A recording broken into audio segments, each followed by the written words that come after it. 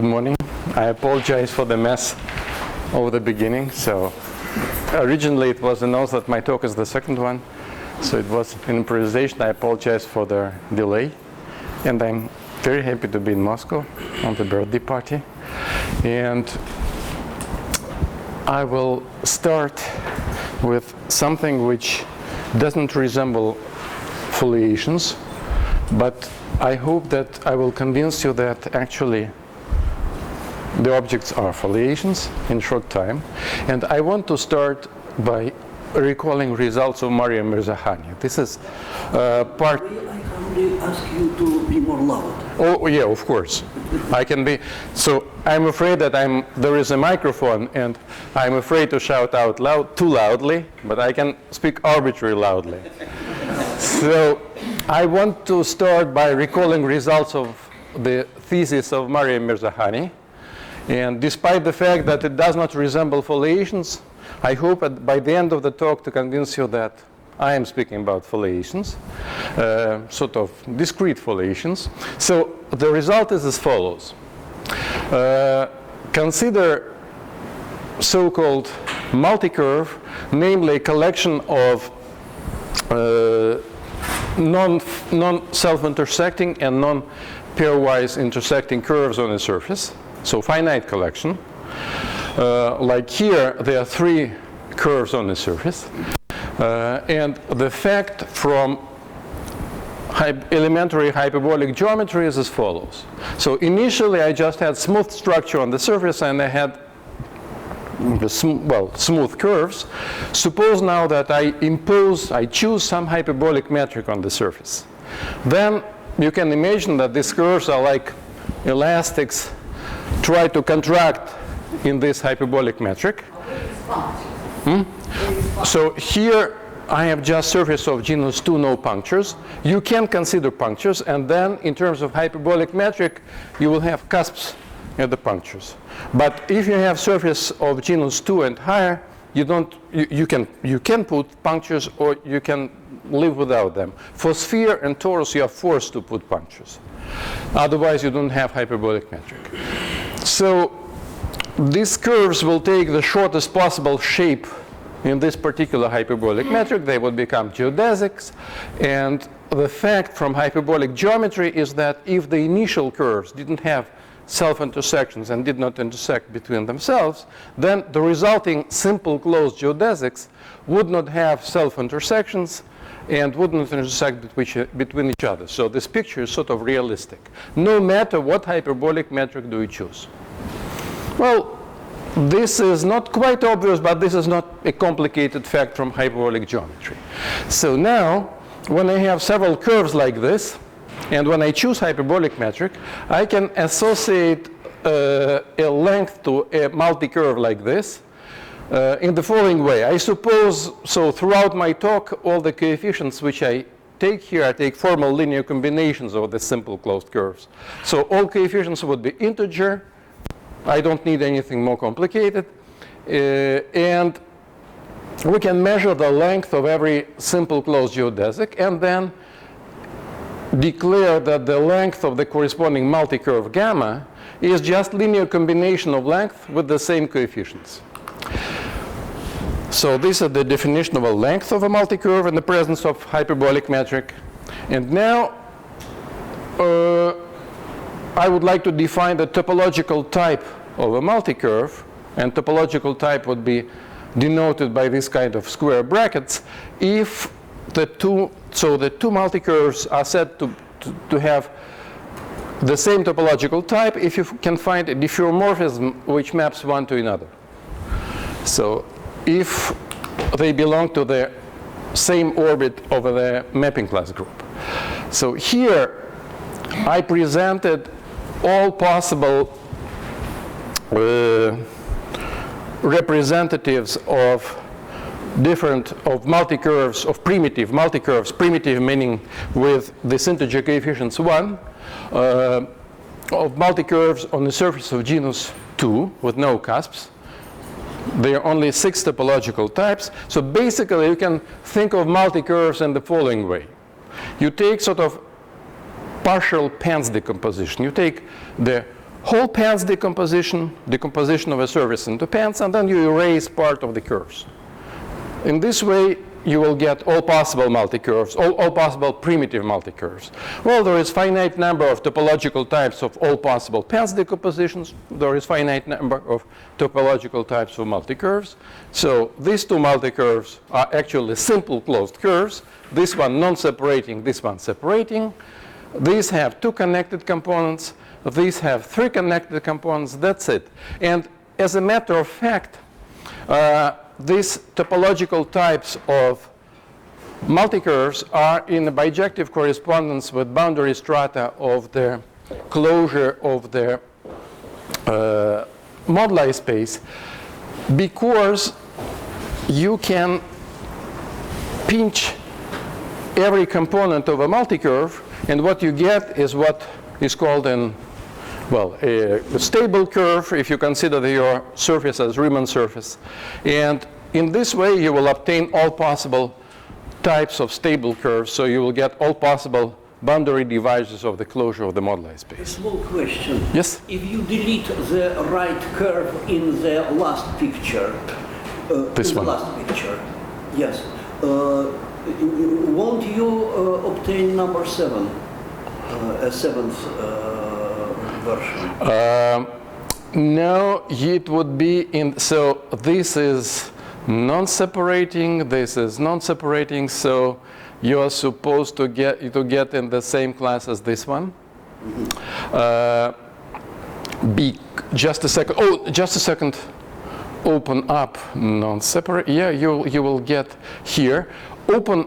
Let us erase this curve. Excellent exercise. Thank you very much.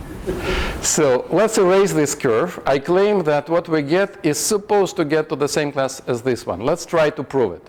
So I erase this curve and I cut open this surface. What do I get? Do we agree that the surface is still connected? Yes. So what do we have topologically? We have a sphere, right? There is no more topology with 4 boundary components. Yes. All spheres with 4 boundary components are diffeomorphic between them. Thank you. Right? So it was excellent exercise on discussing topological types of multicurves. Okay, and now I can state the theorem of Mirzakhani. Fix some integer multicurve, so either primitive one, all coefficients are 1, or say any one with integer coefficients. Fix its topological type and choose any hyperbolic metric on the surface. Let us impose some bound for the length of our multicurve in this particular chosen hyperbolic metric, and let us count how many multicurves of this topological type of length at most L, where L is very large, I don't know, 10,000 kilometers, you can find on the surface, and denote this by S. X is our hyperbolic metric, L is bound for the length, gamma is topological type of the multicurve. Let's denote this counting function like this. So the theorem of Mirzakhani is that this counting function is polynomial, not exponential. I should say that if you count self-intersecting closed geodesics, then the growth rate of the number of such geodesics is exponential. Now here, it's forbidden for them to self-intersect, and this makes the number of simple closed geodesics or simple closed geodesic multicurve in this more general situation is much smaller. It grows polynomially. So the degree of this polynomial in length is here. Now, in the most interesting, well, I don't know what is the most interesting part, but at least it's very interesting what the form of the coefficient in this asymptotic polynomial growth. There is part of the coefficient which depends only on hyperbolic metric and does not see the topological type of gamma. It is hidden in this letter, and it has geometric meaning. It's Thurston measure of unit ball. Never mind. It depends only on hyperbolic metric. Now, there is part of coefficient which depends only on multicurve, on topological type of multicurve. It does not see hyperbolic metric. And there is some uniform constant which depends only on genus and on the number of points. Now, why it is so interesting to have such form of coefficient. Suppose that you have now two multicurves of two different topological type. And one of the most interesting and one of the most important situations for me is simple closed curve, which say can be separating or non-separating. We can compute the number of ones of multicurves of one type, say separating simple closed curves, and the number of non-separating simple closed curve of length at most L, and divide one number by the other. Now, if you will divide one number by the other, what you get is this thing which would disappear, this thing would disappear, and the ratio would be just the ratio of this coefficient C of gamma 1 over C of gamma 2. And you see that there is no more dependence on hyperbolic metric. And now I probably have to stop and to say why it is so astonishing. Suppose that your hyperbolic surface is, say, particularly symmetric. Take a ramified cover of some loud genera hyperbolic surface. Then, of course, geodesics on the, say, cyclic cover, well, they are extremely symmetric. There are plenty of very peculiar properties of length spectrum of geodesics. And no matter what, so this theorem says that even if you take very special, very particular hyperbolic surface, or say hyperbolic surface which with a very narrow bottleneck or whatever, the frequencies of multicurves of given topological type are one and the same for all possible hyperbolic surfaces. Relative frequencies. Relative. Yes, relative frequencies, the ratios like this, do not depend on hyperbolic surface. It's purely topological thing. Okay, so here's an example, and this example is calculated in, is treated in the original paper of Mirzahani. So if we take genus 0, so here you can recognize spheres, right? On a sphere, to have a hyperbolic metric on a sphere, you have to add cusps. So I consider spheres with 6 cusps, and geodesics on a sphere with 6 cusps cannot be bounding a disk because it would contract. It cannot bound one cusp because it would contract to a cusp. So it has to have at least 2 cusps on each side. So basically, topologically, there are 2 possibilities. Either we have 2 cusps on one side and 4 cusps on the other side, or 3 and 3. There are no other geodesics on 6-punctured sphere.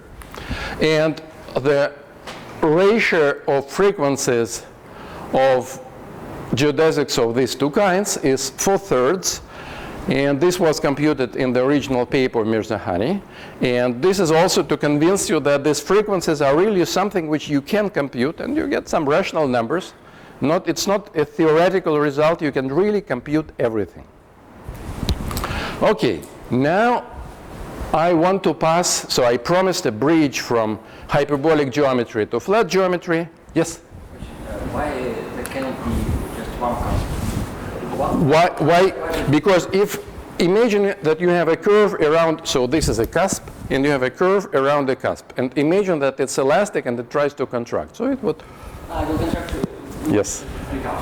Yes. So we do not consider, I somehow did not pronounce this, but I consider only non-peripheral curves. So I consider only the ones which can represent true simple closed geodesics. In particular, I do not consider curves which bound a disk because they would also contract. It's not interesting. So now I pass to flat geometry. And again, for the purposes of this talk, I consider only very special flat surfaces, namely the ones which can be constructed from unit squares. Imagine that you play a Lego game which is simplified. All Lego pieces are the same, and that's squares, and that squares on which it's written the word Lego.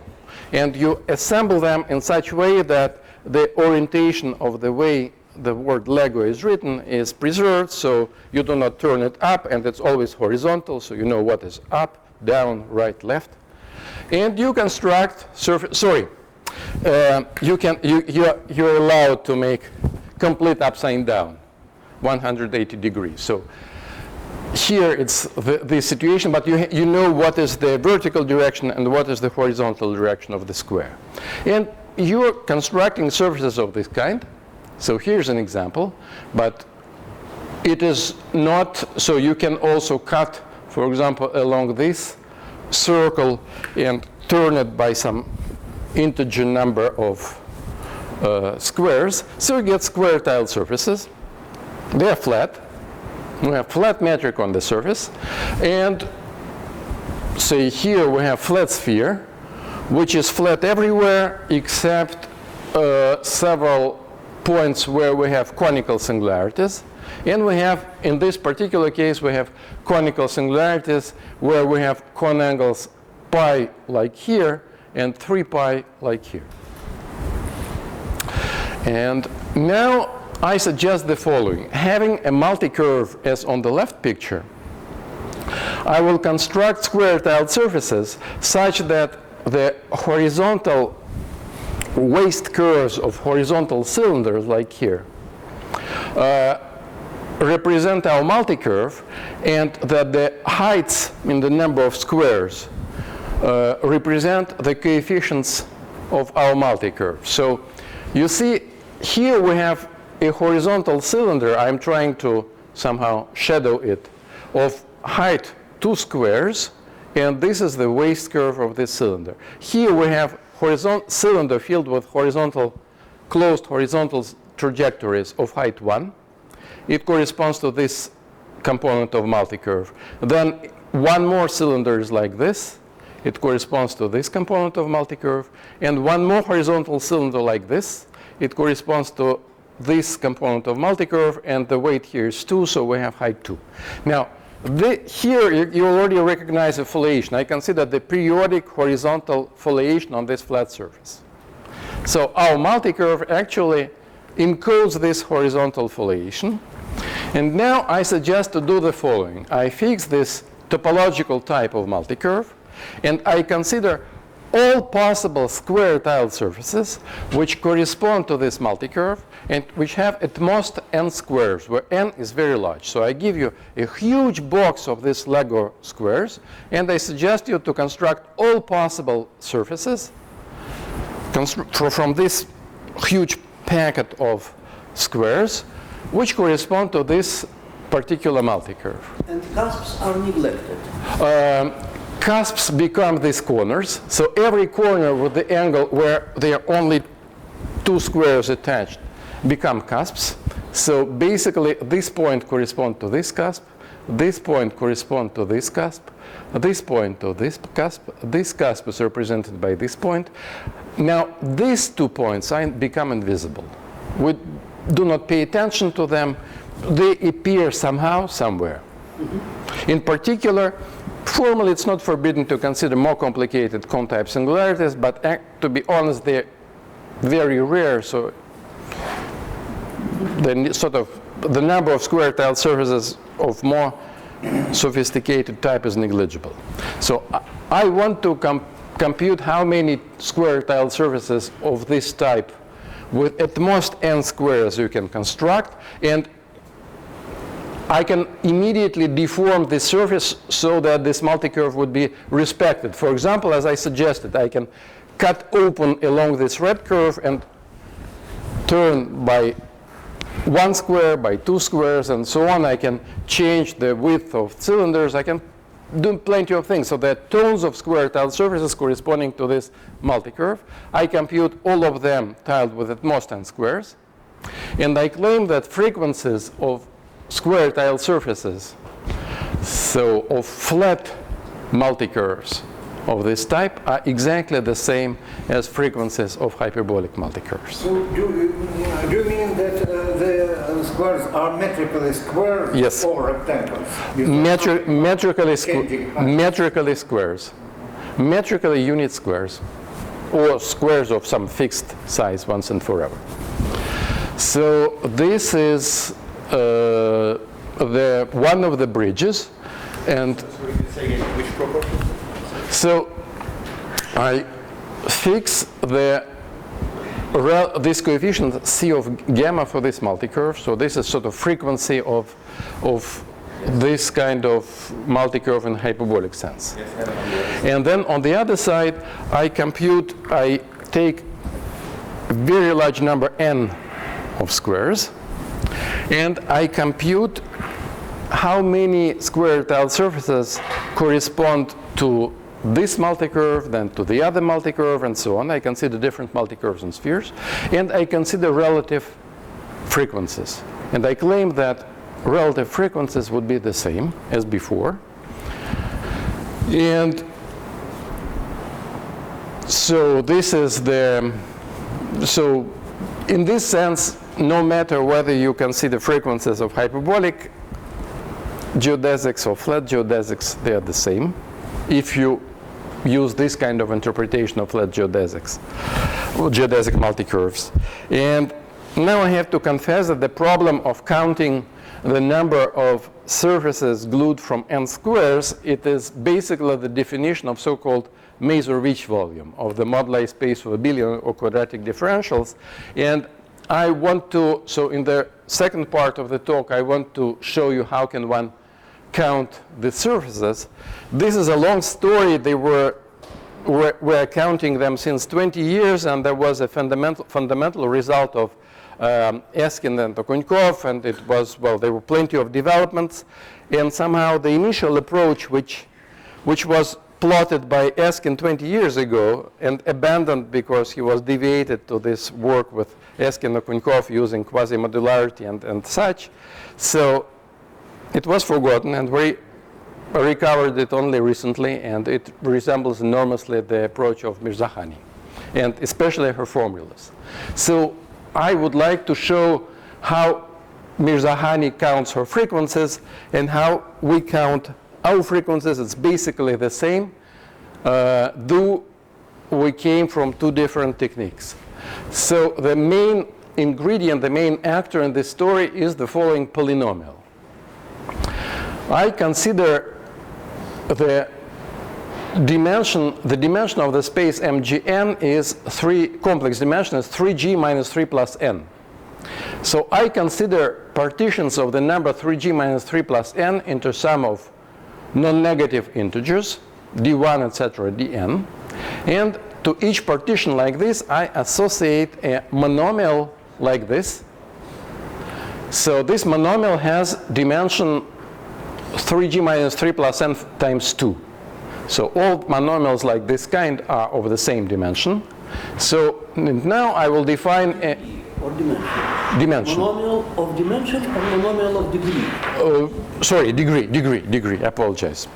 So I consider the homogeneous polynomial of this degree, which is linear combination of these monomials, with coefficients which I have to define. So coefficient CD, which corresponds to partition D, is constructed in the following way. There is a normalization factor, which is power of 2 and product of factorials of these D's, times this object, which is the following thing. This is so-called intersection number of moduli space MGN, and the meaning of the symbol is as follows. So the moduli space MGN is the moduli space of complex curves of genus G with n marked points. Now, if you have, the marked points are numbered. If you have marked point number 3, you can consider tangent, well, plane to our Riemann surface, or in terms of, for complex geometers, it's complex curve, we consider a tangent line to the point number 3. Complex geometers, by their reasons, prefer cotangent lines. So to each point of our moduli space, which is complex curve with several marked points, we associate a line. Now, when we vary inside our moduli space curve and the point on it, we have a family of lines. So we get a vector bundle over MGN. So to every point, to first point, to second point, to third point, we associate a vector bundle of dimension 1, a complex vector bundle of dimension 1. And it is possible to show that actually it's a holomorphic line bundle. To a homomorphic line bundle over MGN, we can associate its first Chern class, which is the element of cohomology of rank 2. Now I take product of these elements of cohomology, of n elements of cohomology in appropriate degrees, and degrees are arranged in such a way that this product is already the class of top degree. I can integrate it over MGN, I get a number. If MGN would be a manifold, I would get an integer number. It's an orbifold, I get a rational number. So to every partition d1, dn of complex dimension of MGN, and recall that d1 plus d, etc. plus dn is partition of complex dimension of MGN, I associate product of these powers of cohomology classes of rank 2. I get top homology class, I integrate, I get the rational number.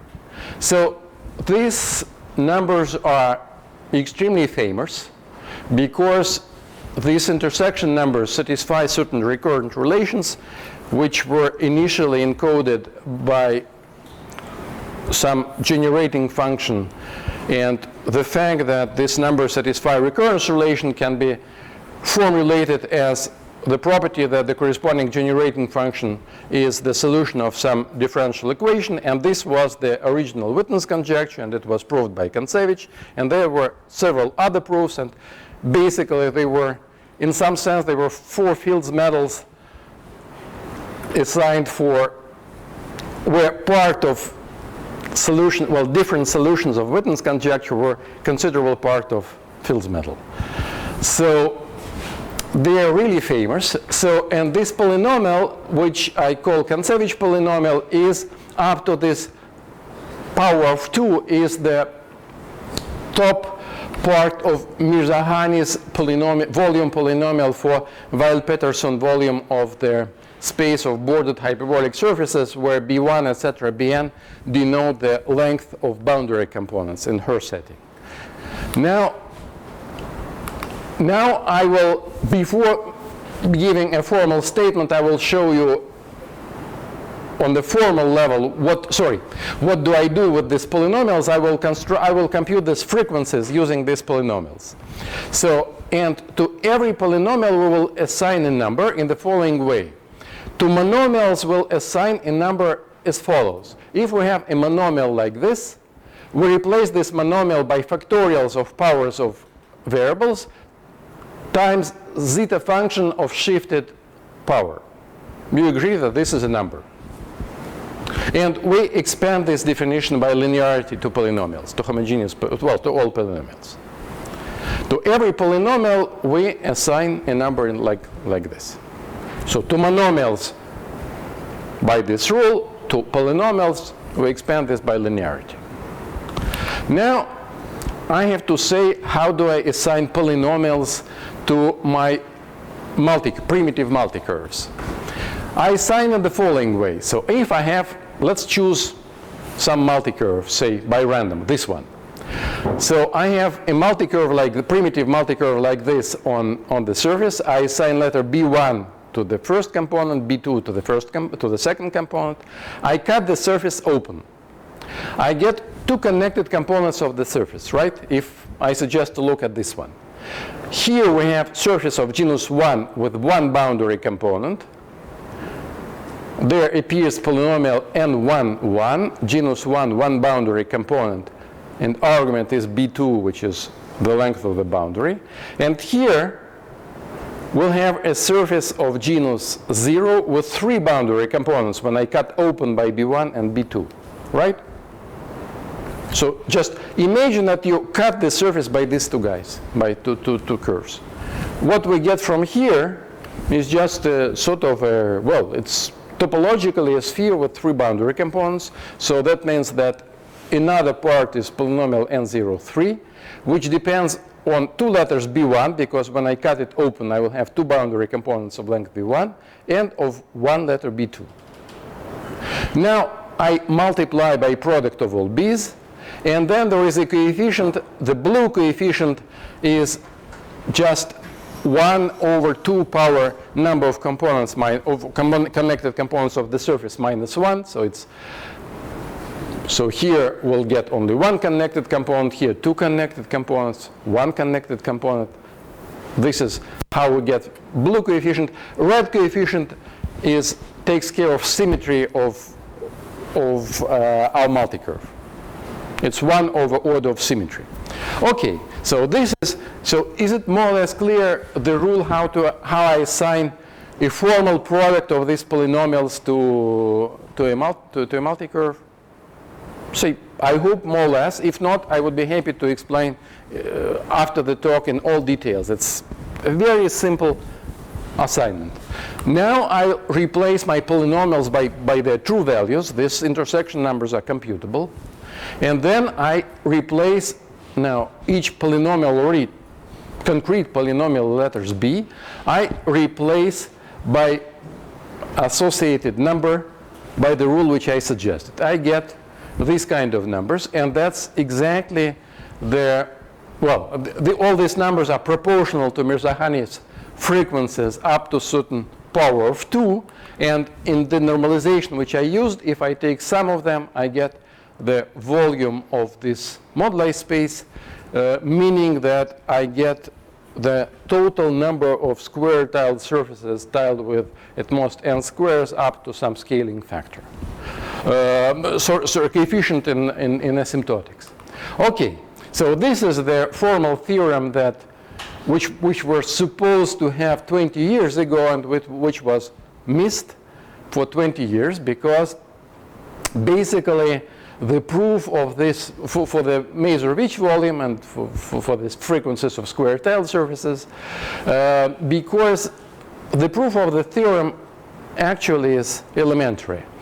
And the remark is that the funny thing is that Weil-Peterson volume of MGN corresponds to the constant term in the volume polynomial of Mirzakhani, and we're interested in the top homogeneous part of the same polynomial, so sort of in opposite regime. Instead of letting all b's or all l's tend to 0, we make them very large and we take the corresponding coefficients. Now, I have to confess that, well, there is very nice formula, and as often nice formulas like this are completely useless because first, as soon as genus grows, you have enormous amount of topological types of multicurves, so it is very difficult to treat them. And also, though all these intersection numbers, they satisfy recurrence relations, but, well, we do not have closed formulas for them. You have to compute them iteratively, and it's quite a job. There are two miracles. There are two exceptions when the volumes can be computed easily. One is genus 0. Genus 0 is always exceptional. And here we are lucky that we found a formula for volume in genus 0 by some very implicit methods in some crazy way. And also, so this is rigorous, and this is already done. And also, when genus tends to infinity and or sufficiently large, and n is equal to 0, there is a conjectural asymptotic value of this volume. And now, just to give an idea of the proof is based on the following thing. So why I call this polynomial Kontsevich polynomial? Because one of the key ingredients of his proof of Witten's conjecture was the following extremely non-trivial observation. So he counted the ribbon graphs. Suppose that you have a ribbon graph, and let us count metric ribbon graphs. So suppose that we assume that all edges of the ribbon graph have integer length, and so ribbon graph topologically is just surface of certain genus G with n boundary components. If all edges have integer length, then all boundary components have integer length also, right? So instead of imposing the length of edges, let's impose only the length on the boundary components. Then some edges can be shorter, some longer, maintaining the same length of boundary components. So let us count how many ribbon graphs with given collection of boundary components of length b1, etc., bn, can we find if we count the ribbon graphs with the weight which is 1 over order of automorphism group of the ribbon graph, assuming that our ribbon graphs represent surfaces of genus G with n boundary components. So the theorem of Kontsevich says that they're given exactly by the leading term in this count is the leading term in this polynomial. If you know how to compute ribbon graphs, then it's sort of an exercise to compute square-tiled surfaces out of them. And what are ribbon graphs? Ribbon graph? So it's a graph embedded into a surface. So if you have a graph embedded into a surface, so this is one of the definitions, then you can take a tubular neighborhood. So basically, it's, in the other way to see it, it's a graph which also knows what is the cyclic order of edges adjacent to every vertex. So for every vertex, you know the cyclic order of all adjacent. So it's the same. It's equivalent definition. And integer ribbon graph is ribbon graph where all the edges have integer length. So I give a... It is on the hyperbolic surface. It is on topological, so on oriented topological surface. And how do you determine the length of the edges? Formal, so just I consider it an abstract metric graph. And I... An additional structure. Yes. An additional structure. Additional, yeah. Okay. And now this already, I hope that finally I get a strong excuse. I hope that this picture resembles a foliation more than previous ones. And this is much more adequate picture of a multicurve. So we're looking at multicurves of different topological types, and the multicurves which I was drawing before, it was sort of symbolic representation. If you take a relatively long multicurve, this is the way like it looks. And here basically, when you look at this picture, you have no idea how many primitive components do you have in this multicurve, what are the coefficients, and so on. So, and now my equation, which is actually, well, for me it became my equation since 2 years, but for the last years of her life, this was one of the questions which interested Mariam Mirzakhani the most. What is the shape of, say, hyperbolic surface of large genus? What is the shape of some typical object? So my question is, what is the shape of a typical multicurve in a sense? Well, we have to give sense to this question. So to give sense to this question, we can ask the following things. Take a random meaning you take multicurves of length at most, I don't know, 1 million on this particular hyperbolic surfaces. We have seen that it does not depend on this or that hyperbolic surface, and actually everything can be defined in the space of measured laminations, and we even don't need hyperbolic structure, but whatever way you prefer. So impose some bound for the length. Take, in this sense, a random primitive multicurve on the surface of genus G. In how many pieces this multicurve slices the surface? So what do you mean by random? What do I mean by random? I take all possible multicurves of length at most million, and I take them, I put Dirac measures, I normalize, I take them randomly in this sense. It's like a random integer number in the very same sense. You can choose, say, integer numbers between n and 2n and make 2n tend to infinity, or you take whatever. Take very large ball in Euclidean space and take a random integer points inside this and make the radius tend to infinity, and then compute frequencies of appearance of this or that phenomenon.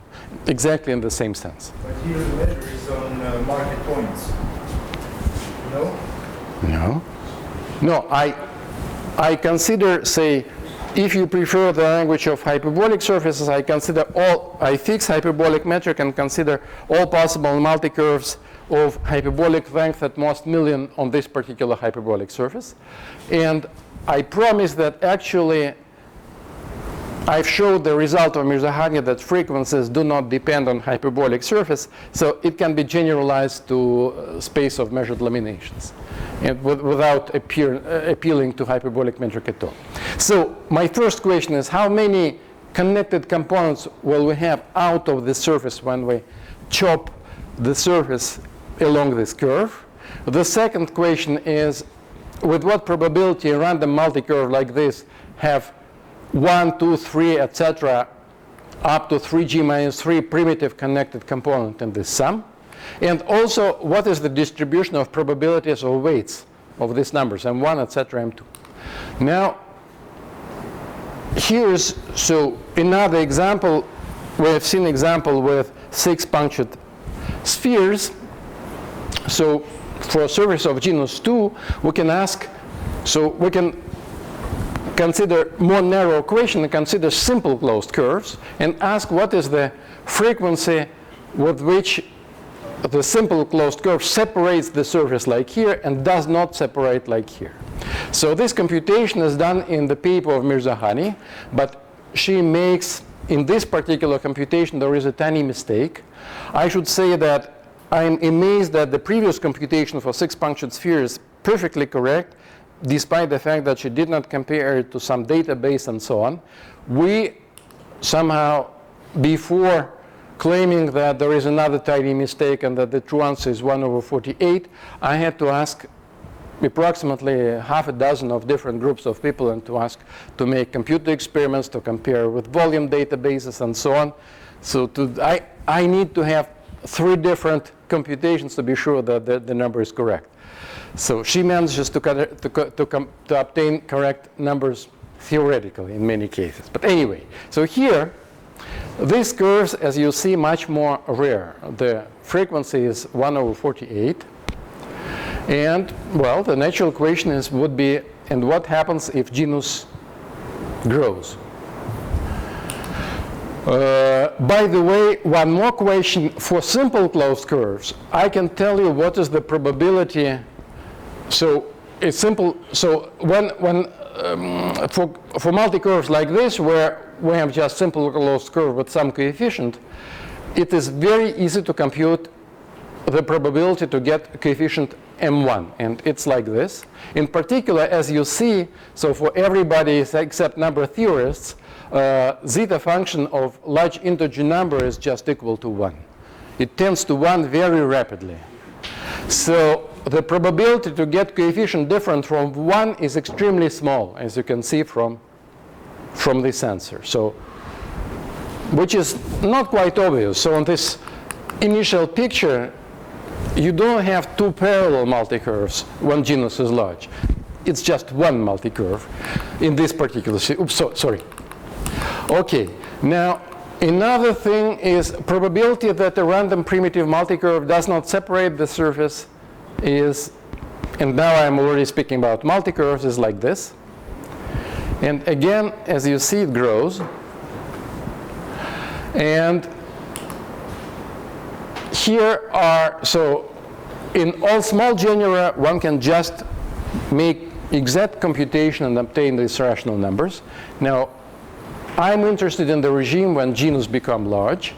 And the rigorous result is that the ratio of, so the frequency of separating simple closed curves is extremely small with respect to non-separating. So if you take by random a simple closed curve on a surface of sufficiently large genus, you would never find a separating curve. It would be always non-separating.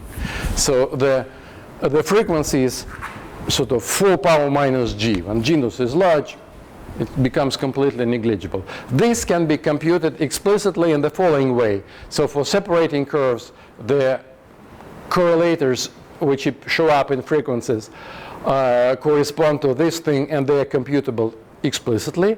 And for non-separating curves, you have to deal with these 2 correlators, and it's possible we managed to obtain asymptotics for them. And now, to finish, I would like to state a conjecture on what it's only conjecture. I cannot prove it, but we cannot prove it. It's joint work with Vincent Delacroix, Elise Goujard, and Petya Zograf. But here is our conjecture on what happens if you take a random sophisticated multi-curve on the surface of large genus, as was on the first slide in this last section. So first, its topological type is one of these several curves. It never separates. So you chop your surface with respect to your sophisticated multi-curve on the surface, open up, you get one single long stripe. You do not have several connected components. With a very large probability, when genus is large, you get just one single connected component.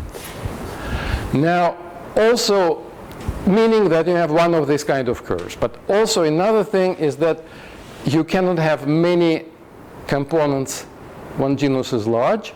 You go morally up to 2 log G components.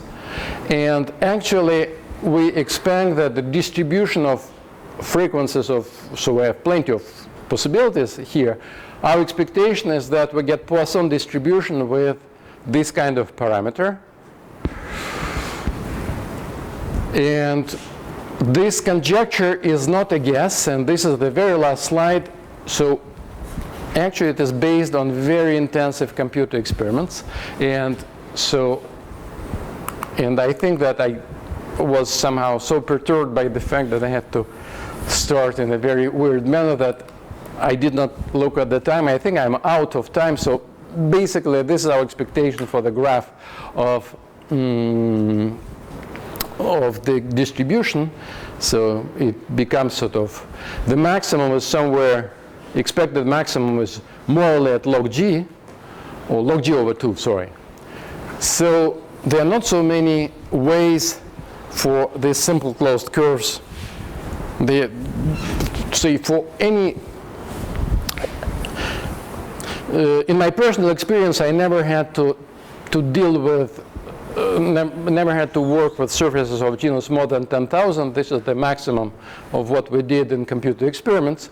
And for logarithm of 10,000 is a ridiculously small number. So basically, we have just several possibilities. If you take a simple closed curve on a surface of any reasonable genus, it has like usually 3-4 connected components, and that's it, and does not separate the surface. So basically, you can tell plenty of things about that. So this is the conjecture about the foliations in closed leaves. Thank you very much, and sorry for being late.